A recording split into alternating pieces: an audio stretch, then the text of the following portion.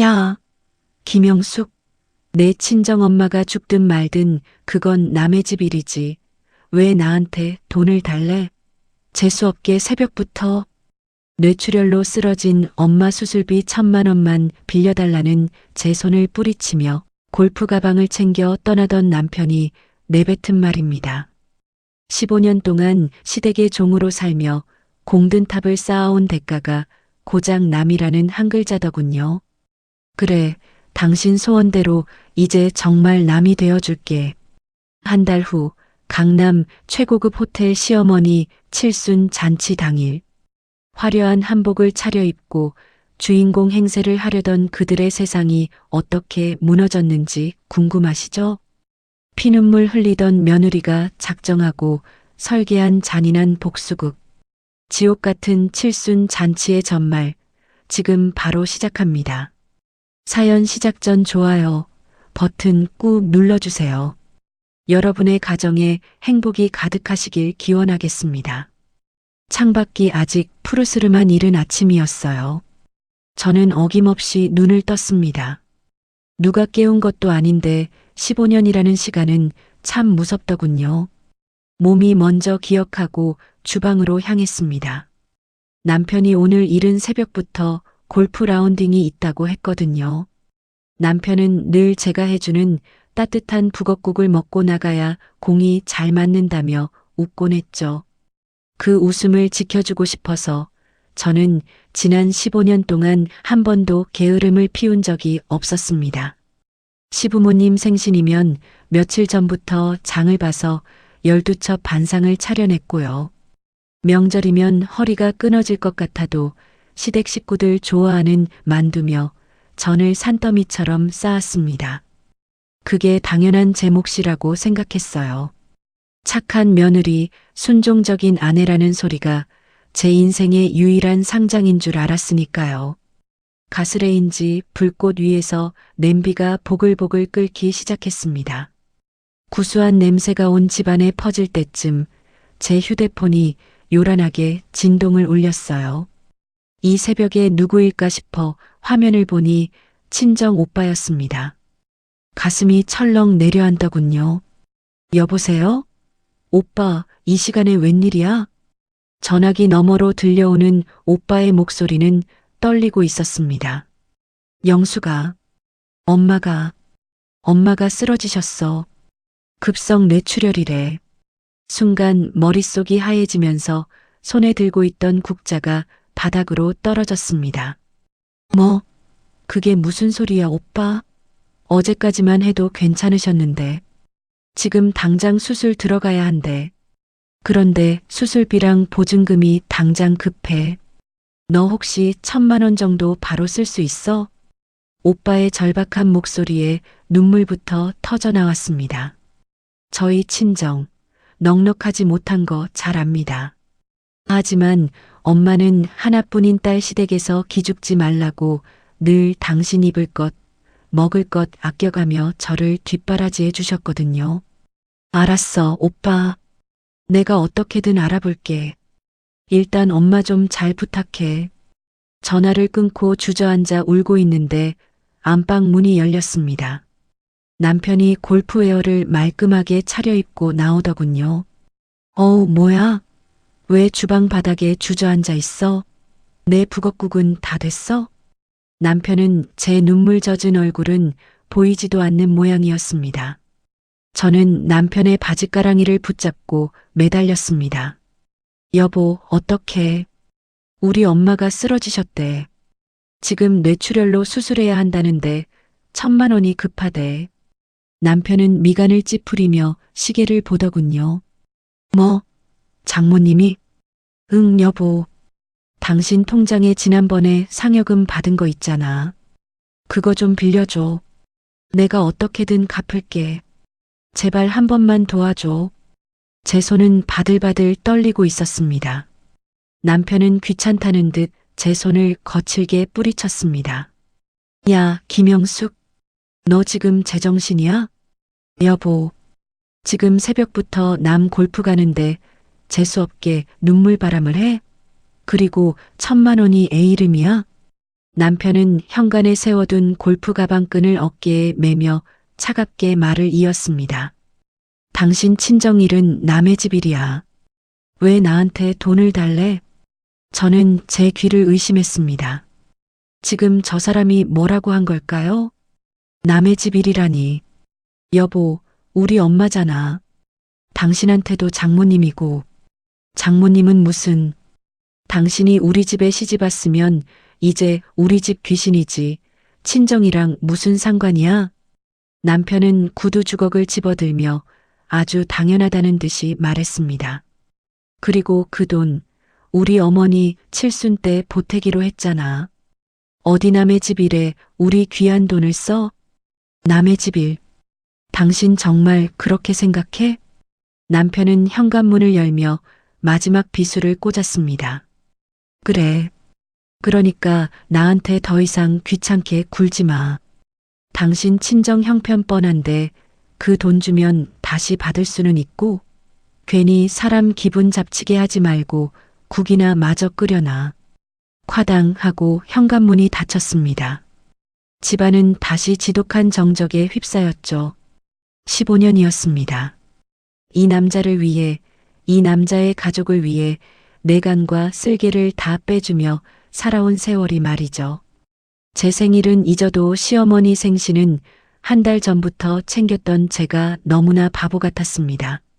남편에게 저는 그저 살림해주는 사람, 자기 집안 수발드는 하녀에 불과했던 걸까요?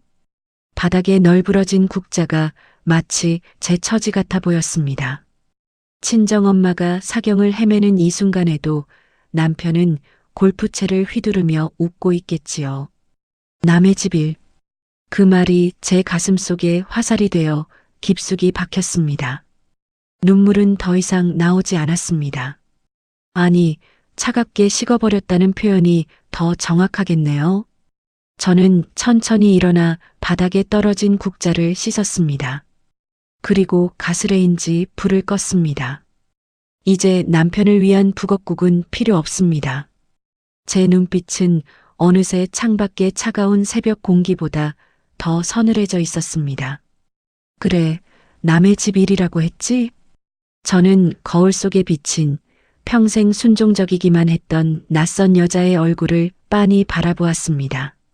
15년 공든 탑이 무너진 자리에는 차가운 복수심만이 남았습니다. 당신이 말한 그 남의 집 일이 어떤 결과를 초래할지 당신은 꿈에도 모를 겁니다. 저는 떨리는 손을 움켜쥐고 가방을 챙겼습니다. 우선은 엄마를 살려야 했으니까요.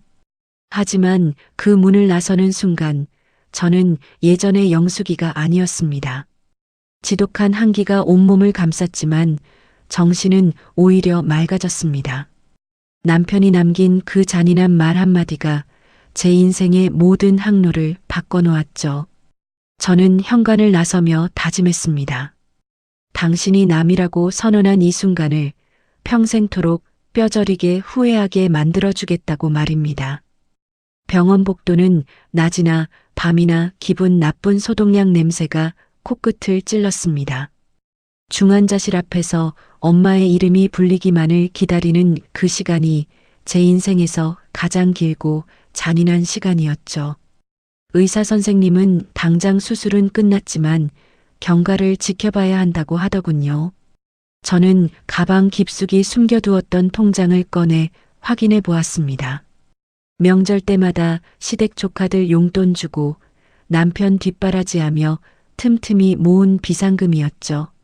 잔액을 확인하는 제 손등 위로 눈물 한 방울이 툭 떨어졌습니다. 이게 전부라니. 고작 이것뿐이라니. 통장에 찍힌 숫자는 수술비의 절반도 채 되지 않았습니다. 남편에게 다시 전화를 걸어볼까 망설이며 휴대폰을 쥐었다가 이내 내려놓았습니다.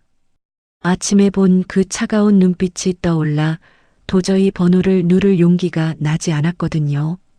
저는 곧장 종로로 향했습니다. 결혼할 때 친정엄마가 어려울 때 요긴하게 써라며 내어주셨던 두툼한 순금 반지가 제 마지막 보루였죠. 금은방 유리창 너머로 보이는 제 몰골은 차마 눈 뜨고 볼 수 없을 만큼 초라했습니다.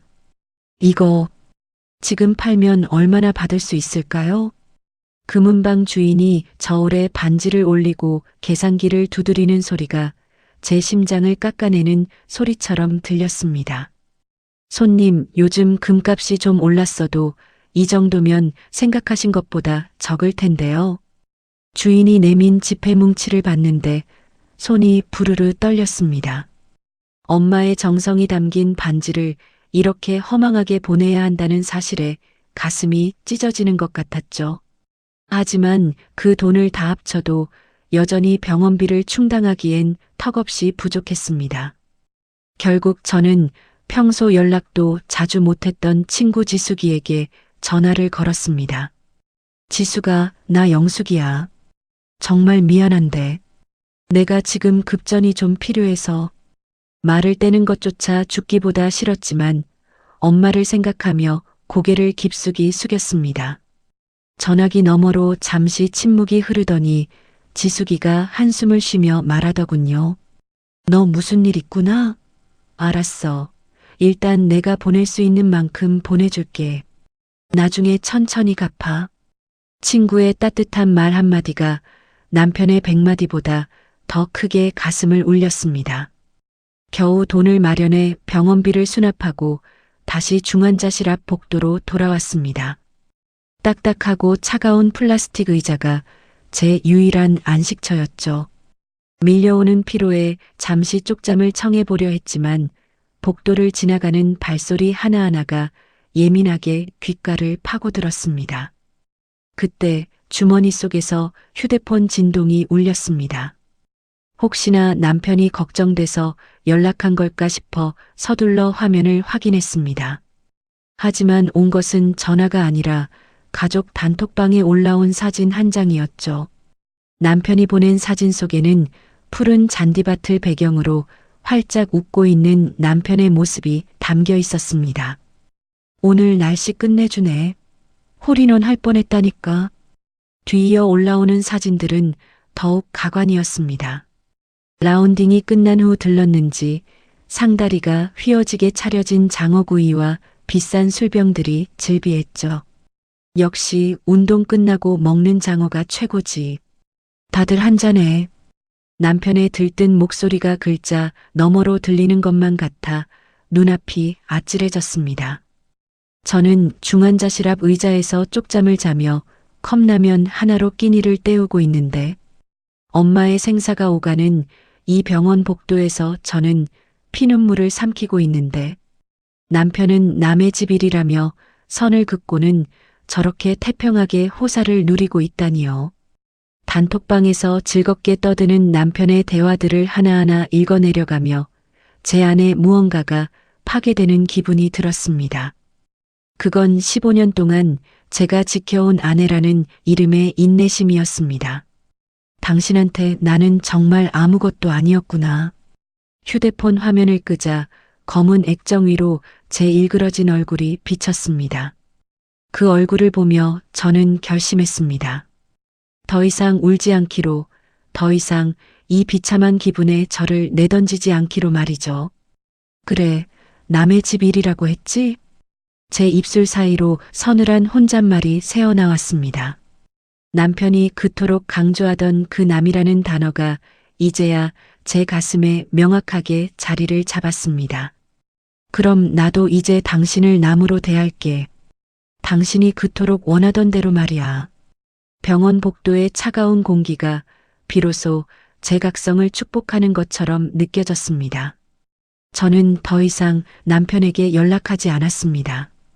그가 어디서 무엇을 먹든 누구와 술을 마시든 이제 제 알바가 아니었으니까요. 우리는 이제 한 지붕 아래 사는 타인, 아니 그보다 못한 사이가 된 것입니다. 어느덧 병원의 밤이 깊어갔습니다. 여전히 중환자실의 문은 굳게 닫혀 있었지만 제 마음의 문은 이미 남편을 향해 영원히 닫혀버렸죠.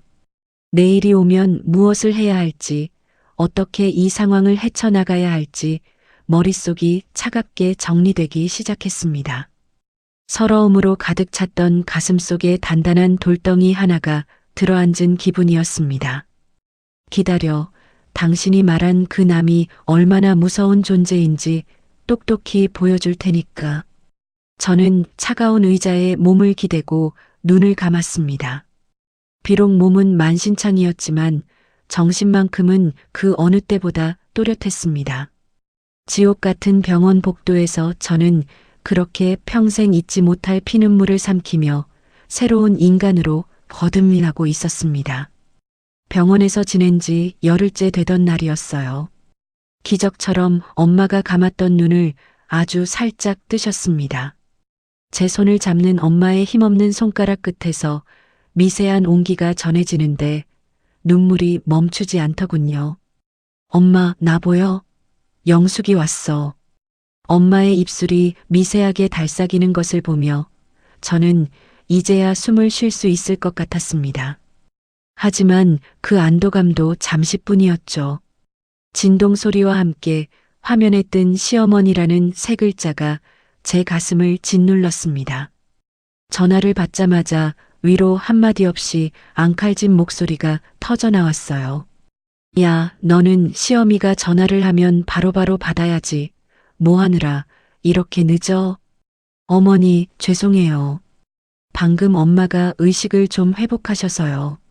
제 말이 끝나기도 전에 시어머니는 콧방귀를 뀌며 말을 가로챘습니다. 야, 사돈 쓰러진 게 무슨 벼슬이라도 되니? 네. 언제까지 병원에서 죽치고 있을 거야? 당장 내 집으로 건너와. 할 말이 태산이니까. 저는 엄마의 면회 시간이 끝나자마자 무거운 몸을 이끌고 시댁으로 향했습니다. 시댁 거실에는 남편이 먼저 와서 과일을 까먹고 있더군요. 제가 들어서는데도 남편은 고개도 까닥하지 않았습니다. 시어머니는 소파 상석에 앉아 거만한 표정으로 저를 내려다보셨죠. 예, 영수가. 내 달이면 내 칠순인 거 알지? 저는 마른 침을 삼키며 고개를 끄덕였습니다. 네, 어머니. 기억하고 있어요. 그래, 이번엔 좀 제대로 해야겠다. 동네 사람들한테 나도 기 좀 펴고 살아야지. 시어머니는 탁자 위에 놓인 카탈로그 하나를 제 쪽으로 툭 던졌습니다. 강남에 있는 아주 유명하고 값비싼 호텔의 팜플렛이었어요. 여기 호텔 연회장 아주 크고 좋다더라. 여기서 내 칠순 잔치 열어라. 어머니, 강남 호텔은 비용이 만만치 않을 텐데요. 지금 저희 형편에. 제 말이 채 끝나기도 전에 남편이 옆에서 버럭 소리를 질렀습니다. 야, 김영숙. 당신 지금 우리 엄마 칠순인데 돈 타령하는 거야? 남편은 먹던 포크를 내려놓으며 저를 쏘아붙였습니다. 우리 엄마 평생 고생만 하셨는데 그 정도도 못 해드려? 여보, 지금 우리 엄마 병원비로 돈이 얼마나 들어갔는지 알잖아. 친구한테 돈까지 빌렸는데 그건 남의 집 일이고 왜 우리 엄마 잔치에 내 친정일을 끌어들여? 남편의 목소리는 거침이 없었습니다. 당신이 다 준비해. 이번에는 답례품도 격식 있게 최고급 와인으로 준비해. 와인? 답례품으로 너무 비싼 거 아니야? 어머니 기 살려드려야 한다니까 말 되게 많네. 네가 살림의 여왕이라며? 알아서 돈 아끼고 쪼개서 준비해봐. 시어머니는 옆에서 한술 더 뜨시더군요. 호텔 예약도 네가 직접 가서 제일 좋은 방으로 잡아놓고 한복도 제일 비싼 걸로 맞춰와라. 듣고 있어? 왜 대답이 없어? 예전에 저였다면 가슴을 치며 억울하다고 소리라도 쳤을 겁니다. 엄마는 병원에서 사경을 헤매다 겨우 눈을 떴는데 사돈 걱정은커녕 자기 잔치 타령만 하는 이 사람들이 징글징글했으니까요. 하지만 저는 가만히 고개를 떨구고 입술을 깨물었습니다. 분노가 차오르는 게 아니라 오히려 머릿속이 아주 차갑고 맑아지는 기분이었거든요. 저는 천천히 고개를 들었습니다. 그리고 평소보다 더 환하고 생긋한 미소를 지어 보였습니다. 네, 어머니. 알겠습니다. 최고로 모셔야죠. 제 대답에 남편과 시어머니는 의외라는 듯 눈을 동그랗게 떴습니다. 오, 웬일이야? 웬일로 토를 안다네? 남편이 신기하다는 듯 물었습니다. 저는 더 다정하게 대답했습니다. 생각해보니 당신 말이 맞는 것 같아. 어머니 칠순인데 내가 너무 내 생각만 했네. 그래, 진작 그럴 것이지. 역시 우리 며느리가 최고라니까. 시어머니는 그제야 만족스러운 듯 껄껄 웃으며 제 손을 잡으려 했습니다. 저는 그 손을 슬쩍 피하며 부지런히 움직였습니다. 제가 다 알아서 할게요. 명단도 짜고 와인도 최고급으로 준비하고 호텔 예약까지 완벽하게 해둘게요. 오호, 그래. 정말 괜찮겠어? 남편이 의심스러운 눈초리로 물었지만 저는 여유롭게 웃어넘겼습니다. 그럼 여보, 당신 체면도 있고 어머니 기 살려드리는 일인데 내가 열심히 해야지. 야, 역시 당신밖에 없다. 진작 이렇게 좀 나오지. 남편은 기분이 좋아졌는지 제 어깨를 툭 치며 웃었습니다. 그 손길이 닿는 곳마다 소름이 돋았지만 저는 끝까지 미소를 잃지 않았습니다. 어머니, 호텔은 제가 내일 당장 가서 계약할게요. 걱정 마시고 기다리세요. 그래, 그래.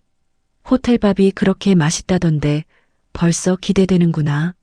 시어머니는 이미 주인공이 된 것처럼 하객들에게 자랑할 생각에 들떠 보였습니다. 저는 속으로 차갑게 뇌까렸습니다. 그래요, 마음껏 들떠보세요. 그 기분, 지금 충분히 즐겨두는 게 좋을 거예요. 남편과 시어머니는 자기들의 뻔뻔한 요구가 드디어 통했다며 승리감에 젖어 있었습니다. 그들이 웃고 떠드는 거실 풍경이 마치 연극의 한 장면처럼 비현실적으로 느껴지더군요. 저는 시댁을 나오며 밤하늘을 올려다보았습니다. 심장이 세차게 뛰기 시작했습니다. 서러움 때문이 아니라 제 안에서 무언가 치밀하게 움직이기 시작했다는 신호였죠. 제가 다 알아서 한다고 했잖아요. 정말로 아주 완벽하게 처리해 드릴게요. 집으로 돌아오는 길, 제 입가에는 지워지지 않는 미소가 걸려 있었습니다. 남편이 그토록 원하던 기 살려주기가 어떤 방식으로 완성될지 저는 이미 그려보고 있었거든요. 어둠이 내려앉은 거리에 제 그림자가 길게 드리워졌습니다. 이제 시작이었습니다. 남편은 아침부터 기분이 아주 좋아 보였습니다. 거울 앞에서 깃을 세우며 저를 보더니 씩 웃더군요. 여보, 오늘 호텔 가서 예약 확정 짓는다고 했지? 응, 어머니가 원하시던 그 강남 호텔 연회장으로 알아보고 올게. 저는 아주 상냥하게 대답하며 남편의 넥타이를 매만져 주었습니다. 그래, 역시 당신밖에 없어. 답례품도 제일 비싼 걸로 알아봐야 한다? 걱정 마. 하객들 입이 떡 벌어지게 준비할 테니까. 남편이 집을 나서자마자 제 얼굴에서 미소는 깨끗이 사라졌습니다. 저는 곧장 안방 장롱 깊숙한 곳을 뒤지기 시작했죠. 그곳에는 제가 15년 동안 차곡차곡 모아온 서류 뭉치가 있었습니다. 결혼할 때 돌아가신 친정아버지가 유산으로 남겨주셨던 땅을 판 돈, 그리고 제가 맞벌이를 하며 한 푼 두 푼 모아온 급여 이력들, 시어머니가 살고 있는 아파트가 어떻게 마련되었는지 증명할 결정적인 자료들이었죠.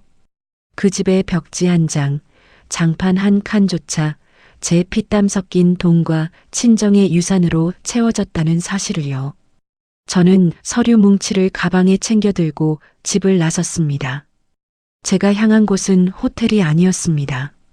어둡고 조용한 복도 끝, 이혼 전문 변호사라는 문구가 적힌 사무실이었죠. 중후한 인상의 변호사는 제가 내민 서류들을 한참 동안 꼼꼼히 살폈습니다. 사모님, 이 정도면 시어머니 거주지 마련의 기여도를 아주 높게 인정받을 수 있습니다. 확실한가요? 네, 친정 유산이 들어간 명확한 근거가 있고 부인의 소득 증빙이 확실하니까요. 변호사의 확신에 찬 목소리를 들으며 저는 비로소 가슴속의 응어리가 조금 풀리는 기분을 느꼈습니다. 상담을 마치고 나오는 길에 저는 스마트폰을 꺼냈습니다. 뱅킹 앱을 실행시키자 남편의 이름으로 연결된 여러 건의 자동이체 목록이 떴죠. 남편은 몇 년 전 친구와 사업을 한다며 저 몰래 수천만 원의 카드 빚을 졌습니다. 독촉장이 집으로 날아오던 날 남편은 제 앞에 무릎을 꿇고 빌었었죠. 여보, 한 번만 살려줘. 당신이 이거 안 갚아주면 나 신용불량자 돼. 그때 저는 바보처럼 제 적금을 깨서 매달 남편의 카드 빚을 갚아주고 있었습니다. 화면 위에 떠 있는 해지 버튼을 가만히 내려다보았습니다. 남편은 이 돈이 매달 어디서 나와서 어떻게 빠져나가는지 관심조차 없었죠. 그저 제가 당연히 처리해주고 있을 거라 믿고 밖에서는 호기롭게 돈을 쓰고 다녔을 겁니다. 저는 주저없이 해지 버튼을 눌렀습니다. 당신 카드 빚도 당신 체면을 지켜주던 그 돈들도 이제 다 끝이야. 하나씩 하나씩 자동이체 설정이 사라지는 것을 보며 묘한 쾌감을 느꼈습니다. 남편은 이제 곧 알게 될 겁니다. 자신의 신용카드 수수료조차 제 희생 없이는 감당할 수 없었다는 사실을 말이죠. 하지만 지금은 아무것도 모른 채 골프장에서 웃고 있겠죠. 저는 다시 호텔로 향했습니다. 호텔 담당자를 만나 상담을 받고 예약을 했습니다. 예약자 성함은 어떻게 되시나요? 호텔 직원의 물음에 저는 남편의 이름을 아주 또렷하게 말했습니다. 최철수 씨입니다. 시어머니 칠순 잔치 예약하러 왔어요. 계약서에 서명을 하고 계약금을 입금했죠. 그러나 그 잔치는 제 15년 세월의 복수국 현장이 될 것입니다. 복수의 시계는 단 한치의 오차도 없이 흐르고 있었거든요. 집으로 돌아오는 길, 저는 백화점에 들러 화려한 한복 카탈로그를 몇 권 챙겼습니다. 저녁에 남편이 돌아오면 보여줄 생각이었죠. 집에 도착하자 남편이 소파에 누워 TV를 보고 있었습니다. 왔어? 호텔은 잘 됐고? 그럼 아주 좋은 곳으로 예약했어. 와인 리스트도 받아왔으니까 한번 봐봐. 저는 남편 옆에 앉아 다정하게 서류들을 펼쳐 보였습니다. 남편은 내용을 제대로 보지도 않고 고개를 끄덕였습니다.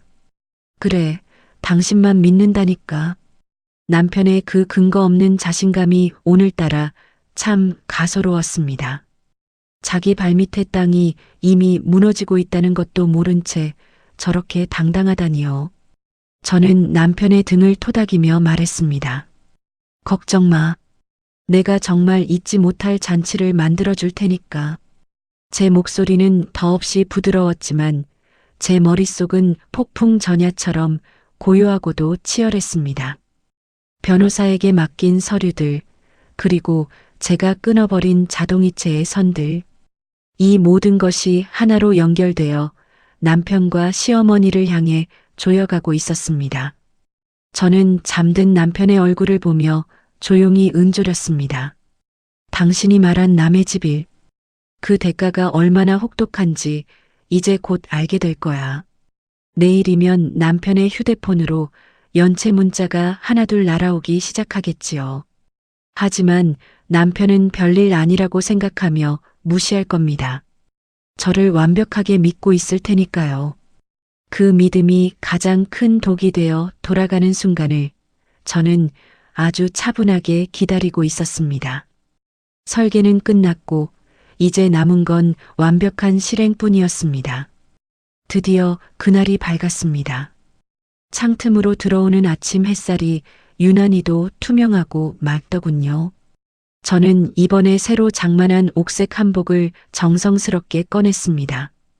다리미의 온기가 비단 위를 지나갈 때마다 빳빳하게 펴지는 주름을 보며 제 마음도 함께 정돈되는 기분이었죠. 거울 속에 비친 제 모습은 15년 전 결혼식 날보다 훨씬 더 단아하고 기품이 있어 보였습니다. 얼굴에는 평소보다 조금 더 짙은 화장을 올리고 입술에는 생기 넘치는 붉은색을 꼼꼼히 칠했습니다. 안방에서는 남편이 콧노래를 흥얼거리며 넥타이를 고르고 있더군요. 여보, 나 이 넥타이 어때? 오늘 주인공 아들인데 너무 칙칙해 보이면 안 되잖아. 남편은 거울 앞에서 몸을 이리저리 돌려보며 한껏 멋을 부리고 있었습니다. 어머니의 환갑 때보다 훨씬 더 비싼 양복을 빼입은 그의 얼굴에는 근거 없는 자신감이 가득했죠. 저는 남편의 곁으로 다가가 흐트러진 깃을 정돈해 주었습니다. 아주 멋지네.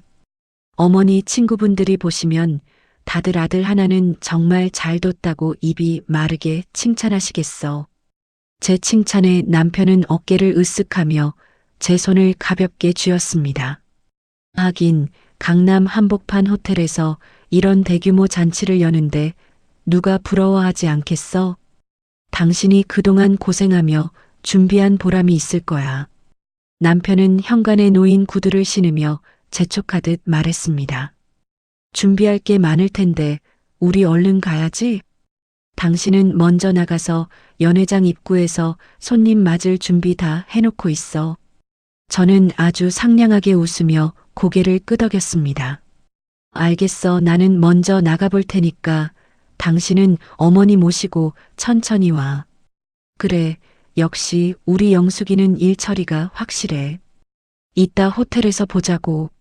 남편의 배웅을 받으며 집을 나서는 제 발걸음은 깃털처럼 가벼웠습니다. 하지만 제가 몰고 간 차가 향한 곳은 화려한 호텔 연회장이 아니었습니다. 차가 도착한 곳은 엄마가 계신 병원 주차장이었죠. 저는 운전석에 앉아 가방 속에서 종이 한 장을 꺼내 가만히 들여다보았습니다. 정확히 일주일 전 저는 남편 몰래 호텔 예약을 취소했습니다.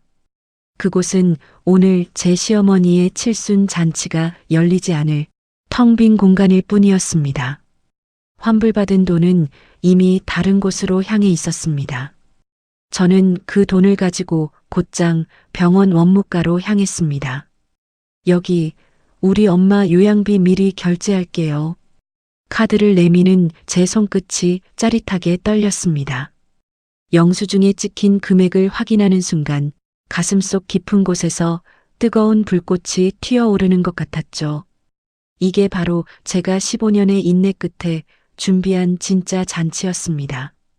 병원 복도를 걸어가는 제 한복 치맛자락이 기분 좋게 사각거리는 소리를 냈습니다. 엄마는 창가 햇살 아래서 평온한 얼굴로 잠들어 계시더군요. 저는 한복 차림 그대로 엄마의 야윈 손을 꼭 잡고 침대 곁에 앉았습니다. 엄마, 나왔어. 이제 병원비 걱정은 안 해도 돼. 내가 다 해결했거든. 잠결에 제 목소리를 들었는지 엄마의 입가에 옅은 미소가 번지는 것 같았습니다. 그 시각 남편과 시어머니는 잔뜩 멋을 부리고 호텔 로비에 도착했습니다. 시어머니는 수백만 원짜리 한복을 휘날리며 지인들에게 전화를 돌리고 있었겠죠. 응, 나 지금 호텔 로비야. 어서들 와서 밥 먹어. 라며 거드름을 피웠을 그들의 모습이 눈에 선했습니다. 그들은 기세등등하게 예약 데스크로 걸어가 이름을 말했습니다. 하지만 호텔 직원의 대답은 얼음장처럼 차가웠죠. 손님, 죄송합니다만 최철수 씨 성함으로는 예약된 내역이 전혀 없습니다. 일주일 전에 이미 취소되었고 환불까지 완료된 건으로 확인되네요. 그 말을 듣는 순간 남편의 얼굴이 어떻게 변했을지, 시어머니가 얼마나 당황하며 뒷목을 잡았을지 상상이 가시나요? 그때부터 제 가방 속에서는 휴대폰이 비명처럼 진동을 울려대기 시작했습니다. 화면에는 남편의 이름이 쉼없이 떠올랐다가 사라지기를 반복했죠. 부재중 전화 숫자는 순식간에 50통을 넘어섰습니다. 남편은 지금 미친 사람처럼 제 번호를 누르며 호텔 로비를 배회하고 있었습니다. 하객들이 하나둘 도착하기 시작했을 그 아수라장 속에서 말이죠. 시어머니는 아마 텅 빈 연회장 로비 바닥에 주저앉아 통곡이라도 하고 싶었을 겁니다. 수십 명의 지인 앞에서 평생 쌓아온 체면이 한순간에 무너져 내리는 소리가 들리는 듯 했습니다. 하지만 저는 휴대폰을 들지 않았습니다. 지금 제게 중요한 것은 텅 빈 허례허식이 아니라 엄마의 손에서 느껴지는 이 미지근한 온기뿐이었으니까요. 화려한 샹들리에 조명보다 병실 창가로 스며드는 이 따스한 오후의 햇살이 수만 배는 더 가치 있게 느껴졌습니다. 저는 잠든 엄마의 얼굴을 손으로 쓸어내리며 조용히 을조렸습니다. 파렴치한 당신들, 이제 정말로 남의 집 일이 무엇인지 뼈저리게 알게 되었겠네. 저는 자리에 일어나 엄마의 이불 끝을 정성스럽게 여며주었습니다. 창밖으로 보이는 세상은 여전히 평화롭고 고요하게 흘러가고 있었습니다. 하지만 그 평화 아래서 누군가의 경고했던 성은 무참히 가루가 되어 흩어지고 있었죠. 저는 그 처절한 몰락을 멀리서 지켜보며 비로소 제가 선택한 진짜 가족의 곁을 지키기로 했습니다. 한복을 입고 병실에 앉아 있는 제 모습이 남들의 눈에는 기이하게 보였을지도 모릅니다. 하지만 저는 그 어느 때보다 제 옷이 몸에 꼭 맞는다고 느꼈습니다. 이 옷은 더 이상 시댁의 노예로 살던 여자의 옷이 아니었습니다. 제 소중한 사람을 지켜낸 세상에서 가장 강한 딸의 갑옷이었습니다. 저는 의자에 깊숙이 몸을 기대고 천천히 눈을 감았습니다. 아수라장이 된 호텔 로비의 소음 대신 엄마의 규칙적인 숨소리에 귀를 기울였습니다. 계획했던 모든 복수가 완벽하게 시작된 그들의 하루를 축복하며 저는 아주 오랜만에 단 한 점의 불안함도 없는 깊은 평온을 맛보았습니다. 병실 안은 고요하기만 했습니다. 하지만 제 가방 속은 계속해서 전혀 다른 세상이었습니다. 진동이 멈출 기미도 없이 울려댔거든요. 잠시 휴대폰을 꺼내 화면을 보았습니다. 부재중 전화 78통. 그리고 쉴 새 없이 쏟아지는 문자 메시지들. 어디야? 당장 전화 안 받아? 너 미쳤어? 호텔 예약이 왜 취소된 거야? 엄마 쓰러지기 일보 직전이야. 사람들 다 왔는데 이게 무슨 망신이야. 남편의 다급함이 액정 너머로 고스란히 전해졌습니다. 화려한 호텔 로비는 아수라장이 되었고 곱게 한복을 차려입고 온 하객들은 텅 빈 연회장을 보며 쑥덕거렸습니다. 시어머니는 그 사람들 틈에서 뒷목을 잡고 주저앉아 버렸죠. 평생을 남의 이목에 목숨 걸던 분이었으니 지금 그 상황이 죽기보다 더 괴로울 겁니다. 휴대폰이 다시 비명처럼 울렸습니다. 이번에는 받지 않을 수 없을 만큼 끈질기게 울려댔죠. 저는 깊은 숨을 한번 내쉬고는 천천히 통화 버튼을 눌렀습니다. 수화기 너머로 남편의 고함이 터져 나왔습니다. 야, 김영숙, 너 지금 어디야? 남편의 목소리는 분노와 당혹감으로 뒤섞여 떨리고 있었습니다. 너 미쳤지? 정신 나갔어? 호텔 예약이 취소됐다잖아. 직원이 일주일 전에 네가 직접 취소했다는데 이게 어떻게 된 일이야? 저는 아무 대답도 하지 않았습니다. 그저 남편의 거친 숨소리를 가만히 듣고만 있었죠. 말 좀 해봐. 지금 엄마는 기절하기 직전이고 하객들은 다 와서 난리법석이라고. 너 지금 당장 호텔로 안 뛰어와? 저는 아주 차분하고 낮은 목소리로 입을 뗐습니다. 누구시죠? 뭐, 전화 잘못 거신 것 같은데요. 누구신데 저한테 소리를 지르시나요? 남편은 어이가 없다는 듯 헛웃음을 터뜨렸습니다. 너 지금 장난해? 나야, 내 남편. 최철수라고. 너 지금 어디서 연극질이야? 남편의 목소리는 이제 비명에 가까워졌습니다. 저는 창밖의 푸른 하늘을 바라보며 대꾸했습니다. 아, 남편이요? 이상하네요. 제 남편은 죽었는데. 뭐? 너 지금 무슨 소리를 하는 거야? 남의 집 일에 참견하지 말라고 하셨던 분, 그분 말씀하시는 건가요? 저는 한자 또박또박 말을 이었습니다. 분명히 제 친정 엄마 수술비 빌려달라고 했을 때 그러셨잖아요. 당신 친정일은 남의 집 일이라고요. 수화기 저편이 순간 정적에 휩싸였습니다. 남편의 당황한 기색이 여기까지 느껴지는 듯 했습니다. 그건 내가 그때. 여보세요, 아저씨. 이 상황도 저한테는 남의 집 일일 뿐이에요. 저는 잔인할 정도로 평온한 목소리로 쐐기를 박았습니다. 시어머니 칠순이든 호텔 예약이 취소돼서 망신을 당하든 그건 그쪽 집안일이잖아요. 남의 집 일에 제가 왜 참견을 해야 하죠? 야, 김영숙. 모르는 번호니까 이제 그만 전화하세요. 불쾌하네요. 끊습니다. 저는 망설임 없이 전원을 꺼버렸습니다. 남편이 다시 소리를 지르려던 찰나 세상은 다시 완벽한 고요를 되찾았습니다. 속이 뻥 뚫린다는 기분이 이런 걸까요? 15년 동안 얹혀있던 체증이 단번에 내려가는 기분이었습니다. 저는 다시 엄마의 손을 꼭 잡았습니다.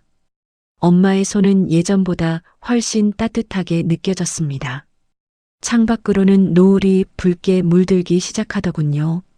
그 아름다운 풍경을 보며 저는 환하게 웃었습니다. 그들은 지금 지옥 같은 시간을 보내고 있겠죠. 하객들에게 변명하느라 땀을 뻘뻘 흘리고 취소된 잔치 비용을 어떻게든 수습하느라 발을 동동 구를 겁니다. 하지만 제 마음은 그 어느 때보다 가볍고 평화로웠습니다. 엄마, 나 잘했지? 잠든 엄마는 대답이 없었지만 왠지 제 마음을 다 알고 있다는 듯 평온해 보였습니다. 저는 엄마의 손등에 제 뺨을 가만히 갖다 대었습니다. 남의 집 일이라며 저를 밀어냈던 그들의 손길이 이제는 그들에게 화살이 되어 돌아갔을 겁니다. 그 화살이 얼마나 아프고 시린지 그들도 이제는 조금이나마 알게 되겠지요. 병실 창가에 비친 제 미소는 그 어느 때보다 선명했습니다. 가장 처절한 복수는 화를 내는 것이 아니라 그들을 완벽하게 타인으로 대하는 것임을 깨달았습니다. 저는 그 고요한 통쾌함을 만끽하며 엄마의 곁을 지켰습니다. 오늘따라 병실 안으로 들어오는 노을빛이 참으로 따뜻했습니다. 더 이상 제 인생에 그들의 자리는 없었습니다. 저는 그 사실이 너무나도 감사해 눈물이 날 뻔했습니다. 하지만 울지 않았습니다. 이제는 울음 대신 웃음으로 제 인생을 채워가기로 했으니까요. 한복을 입고 엄마 옆에 앉아 있는 제 모습이 마치 오늘 잔치의 진짜 주인공처럼 느껴졌습니다. 네, 맞아요. 오늘 이 평화로운 순간이야말로 제가 그토록 바라던 진짜 잔치였습니다. 폭풍이 지나간 자리에는 서늘한 정적만이 남을 줄 알았는데 현실은 훨씬 더 시끄럽고 처절하게 무너져 내리더군요. 제가 병실에서 엄마의 손을 잡고 조용히 시간을 보내는 동안 남편의 세상은 걷잡을 수 없는 속도로 부서지고 있었습니다. 제일 먼저 도착한 건 남편의 사무실로 발송된 두툼한 서류 봉투였습니다. 그 안에는 제가 오랫동안 준비해온 이혼 소송장과 재산 분할 청구서가 들어 있었죠. 남편이 동료들 사이에서 유능한 척, 자상한 가장인 척하며 커피를 마시고 있을 때 그 서류는 그의 책상 위에 폭탄처럼 떨어졌을 겁니다. 그 뒤를 이어 남편의 주머니 속 신용카드들이 하나둘 비명을 지르기 시작했습니다. 제가 그동안 대납해주던 카드값과 각종 세금들이 연체되면서 그의 화려한 소비 생활을 지탱하던 신용카드가 한순간에 정지되었거든요. 백화점에서, 골프장에서, 비싼 식당에서 카드를 내밀었다가 거절당했을 남편의 그 당황한 표정을 상상해 보았습니다. 그건 그가 제 엄마의 수술비 1,000만 원을 아까워하며 내뱉었던 그 거만함에 비하면 아주 작은 대가일 뿐이었죠. 더 큰 폭탄은 시어머니의 집으로 향했습니다. 시어머니 명의로 되어 있던 그 아파트에 법원의 가압류 통지서가 날아든 것이죠. 이게 무슨 소리냐? 내 집인데 왜 나라에서 딱지를 붙인단 말이냐? 시어머니의 날카로운 비명소리가 그 동네 복도에 쩌렁쩌렁 울렸을 겁니다. 제가 맞벌이를 하며 쏟아부은 월급과 우리 아버지가 남겨주신 소중한 유산으로 마련된 그 집은 이제 제 권리를 찾아오기 위한 전쟁터가 되었습니다. 그들이 남의 집 일이라며 선을 긋던 그 순간 그 집의 벽지 한 장조차 그들의 것이 아님을 법적으로 증명해 보인 것이죠. 며칠 뒤 병원 복도 끝에서 익숙하면서도 낯선 발소리가 들려왔습니다.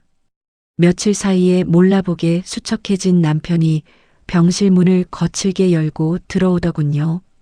그의 옷차림은 예전의 단정한 모습은 온데간데 없고 꾀죄죄하기 짝이 없었습니다. 영수가 너 정말 이럴 거야? 이혼이라니, 가압류라니, 이게 다 무슨 짓이야? 남편은 제 앞에 서서 소리를 지르려다 제 차가운 눈빛과 마주치자 이내 목소리를 낮췄습니다. 어머니는 지금 충격받아서 누워 계셔. 집에 가압류가 들어오니까 동네 사람들 보기가 무섭다고 하신단 말이야. 제발 좀 풀고 집에 가자. 응? 내가 그때는 정말 실수한 거야. 저는 아무 대답 없이 그를 뚫어지게 바라보았습니다. 그는 제 침묵이 무서웠는지 갑자기 제 발 앞에 무릎을 꿇었습니다. 여보, 내가 잘못했어. 내가 정신이 나갔었나 봐. 장모님 수술비 내가 어떻게든 구해서 다 갚을게. 그러니까 이 소송 취하해줘.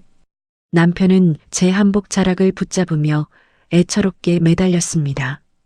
그 손이 제 옷에 닿는 순간 온몸에 소름이 돋으며 역겨움이 치밀어 올랐습니다. 저는 그의 손을 차갑게 뿌리쳤습니다. 누구세요? 영수가 왜 이래 정말. 내 옷자락에서 그 더러운 손 치워. 저는 남편의 눈을 똑바로 응시하며 아주 조용히 하지만 단호하게 말했습니다. 우리 엄마 수술비 아깝다던 그 손으로 내 옷자락 잡지 마. 더러우니까. 남편의 얼굴이 순식간에 수치심으로 붉게 물들었습니다. 어떻게 사람이 이렇게 독해질 수가 있어? 15년을 같이 산 남편한테 어떻게 이래? 남편? 저는 헛웃음을 터뜨렸습니다. 당신 입으로 그랬잖아. 내 친정일은 남의 집 일이라고. 그 말을 내뱉는 순간 당신은 나한테 아무 상관없는 타인이 된 거야. 남편이 계속해서 악을 쓰며 달라붙으려 하자 저는 병원 경비원들을 향해 손짓했습니다. 여기 모르는 분이 들어와서 소란을 피우네요. 환자가 안정을 취해야 하니 밖으로 끌어내주세요. 경비원들이 남편의 양팔을 붙잡았습니다. 이거 내가 누군지 알아? 나 이 여자 남편이라고. 남편은 발버둥을 치며 병실 밖으로 끌려나갔습니다. 복도 저 멀리서 그의 비참한 외침이 메아리 쳤습니다. 영수가, 김영숙, 너 정말 후회할 줄 알아. 그의 목소리가 점점 작아질수록 제 마음은 점점 더 투명하게 맑아졌습니다. 저는 다시 병상 옆 의자에 앉아 엄마의 손을 정성스럽게 닦아주었습니다. 방금 제 옷을 스쳤던 그 불쾌한 감촉을 씻어내고 싶었거든요. 엄마는 평온하게 숨을 몰아쉬고 있었습니다. 이제 그들의 몰락은 시작일 뿐입니다. 남의 집 일이라며 타인의 고통을 비웃던 대가가 얼마나 쓰라린 것인지 그들은 앞으로 남은 생애 동안 뼈저리게 느끼게 될 겁니다. 저는 차갑게 식어버린 커피 한 잔을 마시며 창밖으로 보이는 평화로운 풍경을 감상했습니다. 그들이 무너지는 소리가 제게는 세상에서 가장 아름다운 클래식 음악처럼 들리더군요. 더 이상 제 인생에 그들의 그늘은 없었습니다. 저는 이제야 비로소 제가 세운 이 단단한 성 안에서 가장 소중한 사람들과 함께 살아갈 준비가 되었습니다. 병실 문 밖은 여전히 소란스러웠을지도 모르지만 제 마음속은 그 어느 때보다 고요하고 단단했습니다. 독해졌다는 남편의 말, 그건 제게 최고의 찬사나 다름없었으니까요. 저는 제 소중한 것을 지키기 위해 기꺼이 그들에게 가장 독한 사람이 되기로 했습니다. 판결봉 소리가 3번 울려 퍼지던 날을 기억합니다. 이로써 두 사람의 혼인 관계는 해소되었습니다. 법정을 나서며 올려다본 하늘은 유난히도 푸르고 높더군요. 15년이라는 긴 세월을 묶어두었던 무거운 사슬이 단번에 끊겨나가는 기분이었습니다. 제 손에는 정당하게 찾아온 제 몫의 재산 분할 판결문이 들려 있었습니다. 친정아버지의 유산과 제가 흘린 피땀으로 일궈낸 아파트 대금, 그리고 남편이 제 돈을 축내며 저질렀던 카드 빚에 대한 위자료까지 모두 포함된 금액이었죠. 변호사님은 제 손을 잡으며 축하 인사를 건넸습니다. 영숙 씨, 정말 고생 많으셨어요. 이제 정말 자유예요. 감사합니다, 변호사님. 제 권리를 포기하지 않게 도와주셔서 정말 고마워요. 저는 가방 속에 서류를 소중히 넣으며 처음으로 진심 어린 미소를 지었습니다. 소문으로 들려오는 그들의 근황은 처참하기 그지없었습니다. 강남 호텔에서 하객들 앞에 망신을 당했던 시어머니는 결국 가압류가 걸렸던 그 집에서 쫓겨나고 말았습니다. 평생 큰 소리치며 살던 기세는 어디로 갔는지 지금은 시장통 구석진 단칸방에서 끼니를 걱정하며 지낸다고 하더군요. 내 아들이 너한테 어떻게 했는데 이럴 수가 있느냐. 짐을 싸서 나가는 날까지 길길이 날뛰며 저주를 퍼부었다지만 이제 그 목소리는 제 귓가에 닿지도 않는 먼 나라의 소음일 뿐이었습니다. 남편의 몰락은 더욱 처절했습니다. 제가 대납해주던 카드값이 한꺼번에 터지면서 신용불량자 신세가 되었고 사무실까지 찾아오는 빚쟁이들 때문에 결국 직장까지 그만두었다는 소식을 들었죠. 남의 집 일이라며 제 아픔을 비웃던 그 당당함은 사라지고 이제는 한 끼 식사비조차 빌리러 다니는 초라한 중년이 되었다고 하네요. 저는 그 모든 소란을 뒤로하고 엄마와 함께 길을 떠났습니다. 차가운 병원 냄새 대신 흙내음과 풀 냄새가 가득한 공기 좋고 물 맑은 시골 마을에 작은 보금자리를 마련했죠. 창문을 열면 매일같이 지저귀는 새소리가 들리고 마당에는 엄마가 좋아하던 수국이 흐드러지게 피어있는 곳입니다. 어느덧 해가 뉘엿뉘엿 저무는 오후가 되었네요. 저는 엄마의 무릎에 담요를 정성스럽게 덮어드렸습니다. 엄마, 오늘 날씨 참 좋지? 우리 산책하러 나갈까? 휠체어에 앉은 엄마가 제 손을 꼭 잡으며 고개를 끄덕였습니다. 엄마는 이제 예전처럼 말씀을 잘하시지는 못하지만 제 눈을 바라보는 그 따뜻한 눈빛만으로도 충분히 대화가 통합니다. 저는 천천히 휠체어를 밀며 마을 어귀의 언덕길을 올랐습니다. 바퀴가 굴러가는 소리가 평화로운 오후의 정적을 기분 좋게 깨뜨리더군요. 언덕 끝에 서자온 세상을 붉게 물들이는 노을이 우리 앞에 펼쳐졌습니다. 눈이 부시도록 아름다운 광경이었죠. 저는 엄마의 곁에 서서 그 찬란한 빛을 함께 바라보았습니다.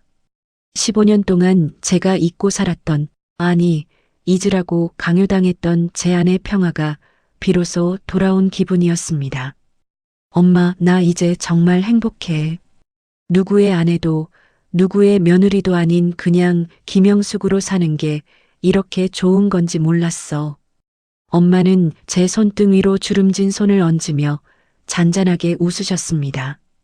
그 웃음이 마치 제 지난날의 고단함을 다독여주는 것 같아 가슴이 뭉클해졌습니다.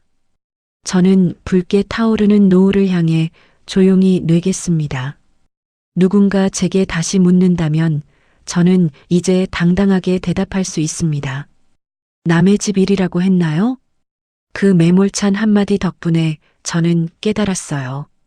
남을 위해 내강과 쓸개를 다 내어주는 것보다 내 인생에서 가장 소중하게 지켜야 할 건 바로 나 자신이라는 걸 말이에요.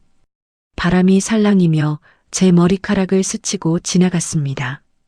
비로소 시작된 저의 진짜 인생. 저는 이제 그 누구를 위해서가 아닌 오직 저 자신과 제 소중한 사람들을 위해 매 순간을 기쁘게 살아갈 것입니다. 노을빛을 가득 머금은 엄마의 얼굴이 오늘따라 참 고왔습니다.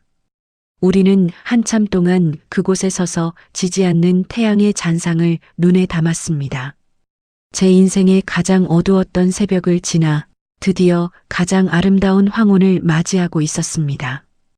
이제는 정말 괜찮습니다. 저는 더 이상 남의 눈치를 보지도 서러움에 밤을 지새우지도 않을 테니까요. 오늘의 이 평화가 영원하기를 바라며 저는 다시 엄마의 휠체어를 밀고 우리의 따뜻한 집을 향해 천천히 발걸음을 옮겼습니다. 당신 친정일은 남의 집 일이야라며 아내의 피눈물을 외면했던 한 남자의 오만함이 불러온 처절한 결말 어떻게 보셨나요? 15년이라는 긴 세월 동안 헌신했던 아내를 타인으로 만든 건 거창한 배신이 아니라 가장 위로가 필요한 순간에 던져진 차가운 말 한마디였습니다. 가족이라는 이름으로 아내의 희생을 당연하게 여기던 남편과 시댁은 이제 자신들이 만든 고독의 구덩이 속에서 뼈저린 대가를 치르고 있습니다. 반면 모든 굴레를 벗어던진 영숙 씨는 이제야 비로소 누군가의 아내나 며느리가 아닌 자기 자신으로 살아가기 위한 눈부신 첫걸음을 내디뎠습니다. 여러분의 인생에서 끝까지 곁을 지키고 보듬어야 할 진정한 주인공은 누구인가요?